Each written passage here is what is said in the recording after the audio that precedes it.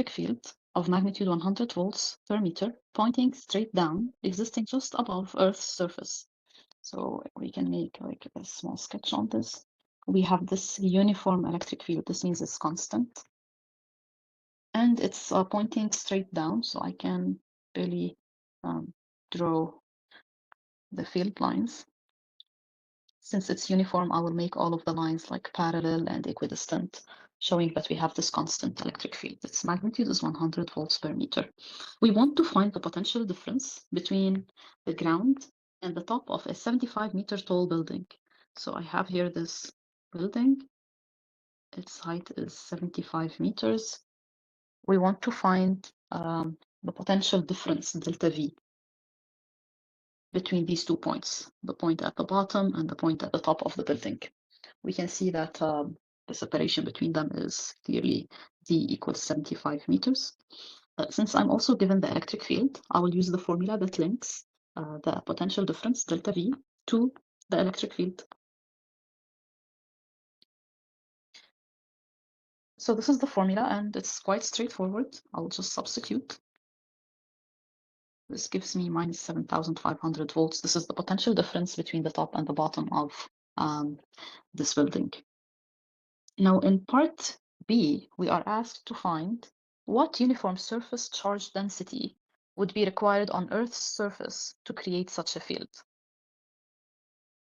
So we want the surface charge density, which is defined as Q over A, right?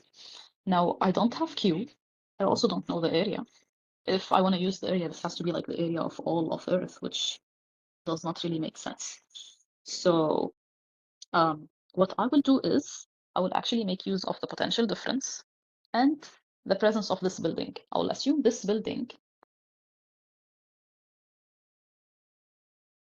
is a parallel plate capacitor. And then it will have a capacitance of epsilon 0A over D. Now we also know that Q is equal to C times V. So I can also write C to be Q over V. If I combine these two equations, I will obtain epsilon 0A over D equals Q over V. Remember, V is the potential difference, which I just found here. What I want is Q over A. You can see that if I rearrange the equation, I can obtain Q over A to be epsilon 0 V over D. So the rest is just some substitution. Epsilon 0 is 8.85 times 10 power minus 12. We found V in the previous part. So we can substitute it. This is 7,500. You can leave the minus sign, and I will divide by the separation, which is here 75.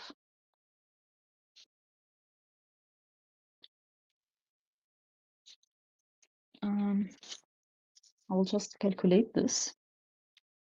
You will obtain 8.85 times 10 power minus 10 coulomb per meter squared. There's a minus sign. You can leave it or remove it. It's up to you. But one thing that comes as an impact from the sign is the question we have here. What is the sign of the surface charge? So if you substituted Q to be negative, you would see that sigma here is negative as well. So sigma is negative from calculation. Also, you can deduce this conceptually. If you look at the field lines that we have, since they are pointing towards Earth, this means that the surface of Earth is negatively charged.